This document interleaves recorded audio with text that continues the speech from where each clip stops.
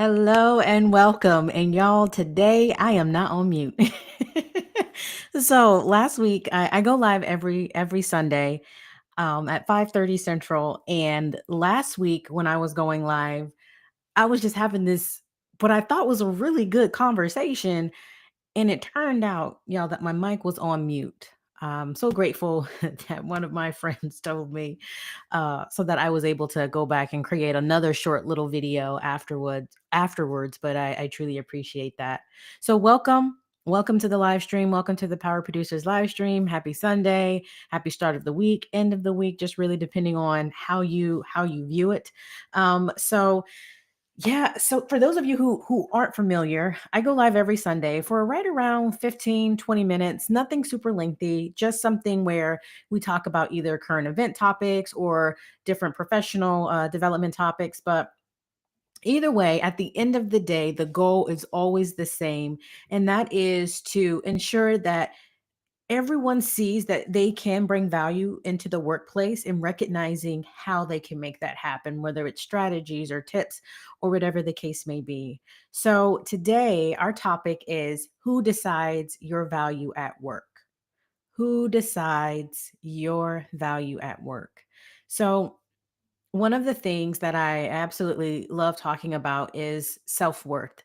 And that is the sense that every single person has the ability to bring greatness into the workplace. Every single person has the ability to share and contribute to the overall team and goal just by simply being who they are, just by simply being present, just by whatever you choose to do. It is not related to your external factors. It is not related to external contingencies. It is not related to any product that you are able to produce.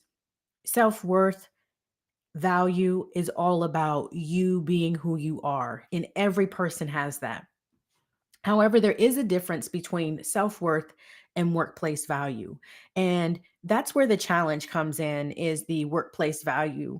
Because even though each and every person is valuable and has greatness in them, it doesn't all the time translate over to the workplace. And so that's what we're going to be focusing in on today, determining who or finding or talking a little bit about who determines that and how can we be more intentional about making that happen. So before we get into that, I want to share this story with you. It was probably about 2 years ago. I was attending a human resources training, and it was about human connection in the workplace and how that is one of the things that is required in order to bring value into the workplace. And there was a it was a panel, and there was primarily the consensus was heavily that people were agreeing about it. And then one person, they speak up and they say, well, I really don't like it when people talk to me and have these conversations and trying to build relationship. I just want to come to work, do my job, and leave. Like, I'm not trying to be like, he ha ha and develop these relationships and all those things. I don't care. Just give me my paycheck. And then a couple other people started chiming in about the exact same thing, as far as they don't want that and they didn't see that as something that is valuable in order to meet that end goal. And I thought it was interesting because that is exactly a prime example as to how value in the workplace can be interpreted. While we may say that, developing connections, as in holding conversations and having informal conversations and, meeting with people and getting to know them and all of these things, that is what creates value. There could be one person that says otherwise. And that's because value in the workplace or workplace value is so nuanced. It is not cookie cutter. It is not either or. It is very much so an overlap. It is very much so duplicit in the sense that it there it can be two things at once. So while one person may view one thing as being a value add, while they may view it as being helpful, that very same action to someone else could be seen as, please don't bother me with that. Right. And so that's what we're going to talk about when we're talking about who decides your value at work. So for those of you who are just tuning in, I'm only going live for 15 minutes. I go live every Sunday. If you want to let me know where you're tuning in from, feel free to put that in the chat. Let me know if you have any questions or if you have any comments that you want to share. You can go ahead and do that. So we're going to get into who decides your value at work. So it boils down to two primary things. Where we're talking about this one person who was like, "Well, that doesn't bring value to me, even though other people said that it does." And that is timing and context. So essentially, the relevance to the person who is receiving that value. And then we also have trust and credibility. And that is essentially um, people will assign value based on who they trust, based on who they know. And so, why does this matter? Why does it matter as far as the timing and the context? Why does it matter as far as the trust and the credibility? Why does it matter that value, workplace value specifically, not self worth, but workplace value can be something that is or can be interpreted based off of who we're working with or who we are directly dealing with at that time. Well, this matters because people are often overlooked in the workplace through their contributions. I know that there is something that is known as invisible work, where work that is meeting the goal that is being contributed to the team, that is being contributed to the organization as a whole, isn't all of the time noticed or acknowledged. Um, and that can be deflating sometimes. That could absolutely be deflating sometimes, but that doesn't mean that we don't bring value. So you can have one task completed by two different people, and in one hand it is absolutely celebrated, and in the other hand people are like, well, who did that, or what's going on, and all of these different things. And so let's talk about how we can s- make this make this happen. What are the steps that we need to look to? Well, number one, what we're talking about is that the value is determined by the person that we're working with. In a previous live stream, I covered something that is known as you pick two, which is essentially instead of us, working with a team or a department and trying to meet, if there's 10 people on the team and we're trying to meet the needs of 10 different people at one, which could be extremely overwhelming, what are some other things that we can do? And you pick two is one way to do that, which is identifying two individuals. So be sure to check that live stream out so that way you can get a little bit more details on that one. But um once you have identified those individuals, it's important to know what matters to um, those two people. It is important to communicate strategically how your actions are contributing to their needs, their desires in the workplace. And it is also important to invest in those relationships. Now let's go back to the guy at the beginning who said, "Hey, I don't like it when people hold conversations with me. I just want to sit and do my job, and I feel like it's really distracting." Well, that and let's say that is one of the people that you have picked in order to demonstrate your value to. Well, then knowing what matters is that person does not want to have conversations that deal with topics outside of work. They want to talk about work projects. They want to talk about what is moving the needle forward, what is creating progress. And so knowing that ensures that the conversations are adjusted around that. That second piece, which is communicating strategically, which is making sure that they know how what you are doing contributes to their goal. So in that case, it is, what projects are you doing? What emails are being sent? That is moving the needle forward, not for the sake of performative, but how is it actually moving things forward?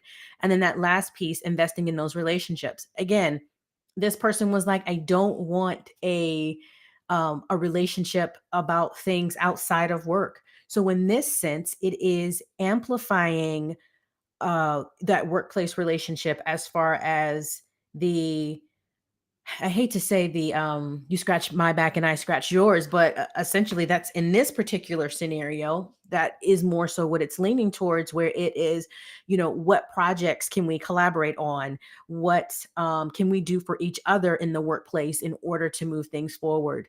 And if you take those three things, the knowing what matters, communicating strategically, and the investing in those relationships.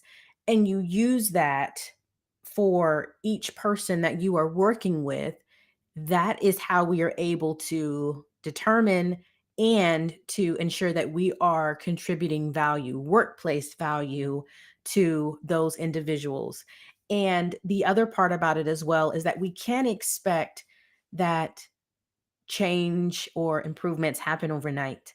I know that in the age of social media, we're wanting to try something, and then the next week there's a difference, or the next day there's a difference, but it requires consistency over time. And if we're consistently taking those actions over time, then that's when either we'll start to see that some things are changing, or perhaps we need to change our approach to that situation as a whole. So, all right, y'all, my time is winding down here. So I want to go ahead and share with you the one challenge for the week. So this week, I want you to pick one action that either you've already done or perhaps you are getting ready to do.